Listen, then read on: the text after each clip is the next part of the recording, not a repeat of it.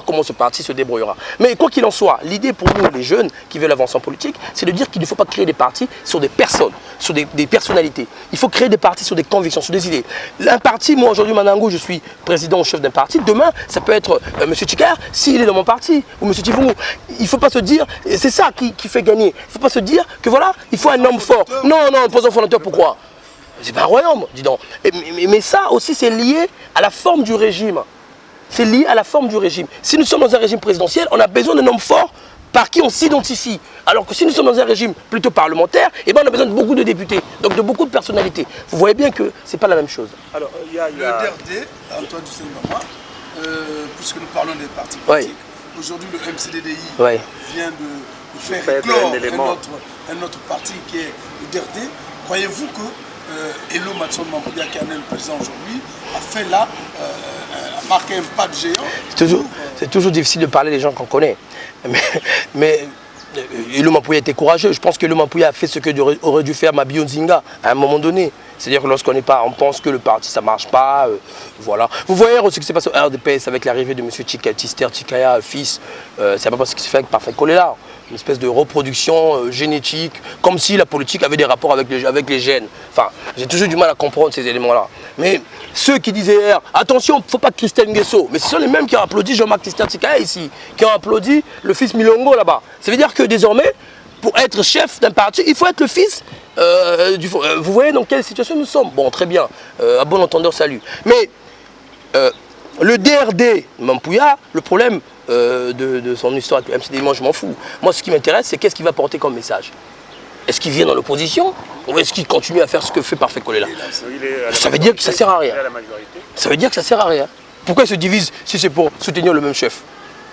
Alors, M. Vivier Manangou, il y a une certaine opinion qui pense qu'on regarde ce que Denis Sassou Nguesso a fait sur le terrain, la réalisation.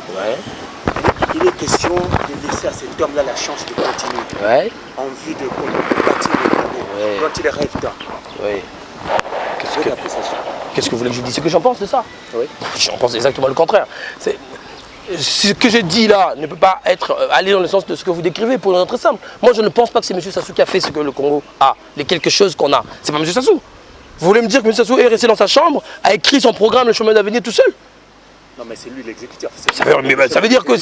Oui, très bien, mais il a fait avec qui? Il travaille tout seul. Il travaille avec une équipe. Ça veut dire qu'il a fait avec des gens qu'il a considérés capables de le faire. Bon, très bien. Ça veut dire que s'il n'est plus là, un de ces gars aussi peut diriger. Sinon, ça sert à quoi? Mais il mourra un jour. Vous croyez que c'est... Même le fer finit par se rouiller. Même le fer se rouille. Le président de la République, un jour, mourra. Dans 10 ans, dans 20 ans. Je lui souhaite une très longue vie. Mais même Mandela aujourd'hui, tout le monde est en train de pleurer. Il est où Mandela? Il est encore dans le coma. Tout le monde le pleure aujourd'hui. Mais Mandela, c'est le héros international. Vous voyez? Ça veut dire qu'il faut toujours préparer une succession. C'est important la succession. Et Mandela l'a fait. Et Mandela l'a fait. Et Mandela l'a fait. Voilà, donc c'est ça la vraie question. Même de son vivant. Et puis l'histoire de dire que voilà, il a bâti ceci, il a bâti cela, le bilan du chef de l'État, on peut le contester. Moi, je le conteste.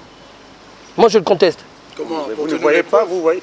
Donnez les preuves. Vous le contestez pourquoi? Je vais vous dire, entre 2009 et 2013, combien d'emplois créés pour les jeunes? Bon, vous ne voyez qu'en termes d'emploi ou en termes de réalisation? C'est le premier. Mais quelle réalisation? Je vais vous dire, lorsqu'on construit un stade à Dolisie, en 2010, je ne sais pas quoi, et un stade de 3000 places, un stade de 3000 places à Dolisie, en 2010, on en a construit un, Massamba Débat, Révolution, à l'époque, en 60, je ne sais pas combien, qui avait déjà 17 000 places. Et en 2010, on construit les 3000 places. Vous trouvez qu'on avance? Vous trouvez qu'on avance? L'aéroport de Mayamae, quand même, c'est un bijou. C'est vous qui considérez que c'est un bijou. Moi, je considère que lorsque le Congo vend des centaines de millions de barils, que ce n'est pas un bijou. Allez voir l'aéroport de Luanda, vous m'en direz des choses. Luanda, c'est à côté, c'est pas très loin. La diplomatie congolaise, beaucoup a dit sur le plan international, au regard de ce que le président Sassou fait. Il intervient dans beaucoup de règlements de conflits sous-régionaux. Alors, votre appréciation de cet état de fait? C'est indéniable. Je pense que là encore, le président Sassou a un bilan plus qu'honorable sur le plan diplomatique. On peut être en contradiction sur le plan interne, mais autant sur le plan international, c'est un homme qui est respecté. Le Congo, c'est un petit pays, je vous rappelle, de 4 millions d'habitants. Pour arriver à avoir, par exemple, le médiateur au Darfour, il faut avoir une diplomatie qui soit forte. On a eu M. Adada qui était diplomate, qui a été représentant de l'ONU et de l'OUA et de l'Union africaine au Darfour. Le président chinois, c'est ce pays mastodonte, est venu au Congo. Ce sont des éléments de la visibilité internationale. Moi je suis un opposant, mais sur ce point-là, le chef de l'État a fait un travail formidable. Je vous rappelle que le Congo est sorti de la guerre il y a moins de 20 ans.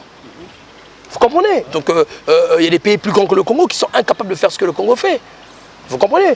Donc voilà, donc, sur ce point-là, je pense que moi je considère que c'est la principale réussite du chef de l'État congolais depuis qu'il est en 97. C'est sur la scène internationale. Il a fait une très bonne diplomatie. Il faut saluer les ministres. Il a eu des grands ministres des Affaires étrangères. Adada était un grand ministre des Affaires étrangères. Basile Kobe était un bon ministre des Affaires étrangères. Ce sont des gens qui ont mené une politique correcte et efficace.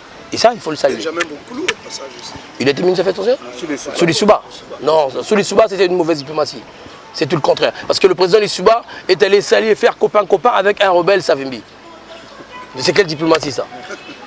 Bon voilà, donc voilà un seul exemple. Ça veut dire qu'aujourd'hui, le président Sassou, nonobstant ce qui se passe au pays que vous décriez, vous, oui. Alors que vous fermez les yeux sur ce qui se passe, mais sur le plan international... Qui ferme les yeux? Sur quoi? Mais les opposants, qui ferment, qui ne voient pas ce qu'il fait. Oh, monsieur... Ça c'est clair. Monsieur Bama, mais moi je viens de vous dire qu'on a construit le stade de l'Élysée, c'est bien. Mais je vous ai dit qu'en 2010, on n'attendait pas qu'on construise un stade de 3000 places. Vous voyez, maintenant on est champion d'Afrique avec Léopard. Et on joue dans un stade de 3000 places. Et je ne sais pas comment les Léopards font, mais ils sont courageux ces jeunes. Ils vont jouer en Afrique du Sud, il y a 75 000 places, ils gagnent. Ils font nul. Parce qu'ils sont courageux. Parce que lorsque vous sortez d'un petit bicoque, comme c'est le cas de l'Élysée, et que vous allez jouer dans les grands stades, vous êtes perdus. En 2010, on construit un stade de 3000 places, vous vous dites que c'est bien pour un pays qui brasse des centaines de millions de barils de pétrole. Monsieur Maman, vous avez une ambition bien faible pour le Congo. Oui, mais écoutez, mais la critique est aisée, mais l'art est difficile. Mais là, pour que l'art s'exerce, il faut qu'on nous donne les responsabilités. Vous voulez qu'on exerce l'art comme ça chez moi ou dans ma chambre d'hôtel? Il faut qu'on nous donne les responsabilités et vous verrez comment l'art s'exercera. Qui va vous les donner? Mais le peuple. Il faut qu'on organise des vraies élections. Mais les élections, mais on est en train de les organiser. Où? Maintenant qu'il faut parler. Où? On les organise où? Quand moi j'ai dit dans votre émission qu'il y aura, si on continue à acheter les bières aux gens, machin, il y aura encore une forte taux d'abstention. Je l'ai dit. Vous avez vu le taux d'abstention? Les chiffres sont tripatouillés, vous le savez. Vous avez été comment dans les villes? Vous avez vu combien de gens allaient voter? Revenons dans cette affaire de diplomatie. Le président Sassou Nguesso a déclaré il y a quelques semaines, ou il n'y a pas très longtemps, qu'il devrait, si vous voulez, jouer un rôle important dans le règlement du conflit au niveau de la RDC. Mais cette initiative est boudée par l'opposition. Comment vous en existez? Pourquoi l'opposition boude cette initiative? Moi, je ne comprends pas. Oui, mais pourquoi? Pourquoi? Moi, je ne comprends pas. Pourquoi? Pourquoi il boude? Monsieur Sassou est chef de l'État au Congo. Nous avons les deux capitales les plus rapprochées du monde. Hein? Quand ça brûle chez le voisin, qu'est-ce qu'on fait? On reste chez soi à faire la fête. On apporte de l'eau. Le président se dit disponible à régler le conflit congolais. Nous-mêmes, le Gabon nous a servi pendant les années de terre refuge. Pourquoi nous, on ne le ferait pas pour nos amis congolais d'en face? Il est évident que si le chef d'État veut se mêler de ça, c'est très bien. Moi, j'en vois. Et puis, les opposants congolais qui boudent, machin, bon, ils ont leurs propres problèmes là-bas. Vous savez, chacun a ses problèmes chez lui. Hein. Les opposants congolais ont demandé les états généraux de la nation au niveau du Congo-Brazzaville. Alors, ce même président qui ferme la porte, j'interprète là leur message, ouais, qui leur ferme la porte, veut en ouvrir une autre pour ceux qui sont en face. Non. C'est une ambivalence qui ne nous arrive pas à gérer. Il n'y a pas d'ambivalence. Il n'y a pas d'ambivalence. Moi, comment j'interprète la position du chef de l'État? Sur les états généraux, ça veut dire quoi, états généraux?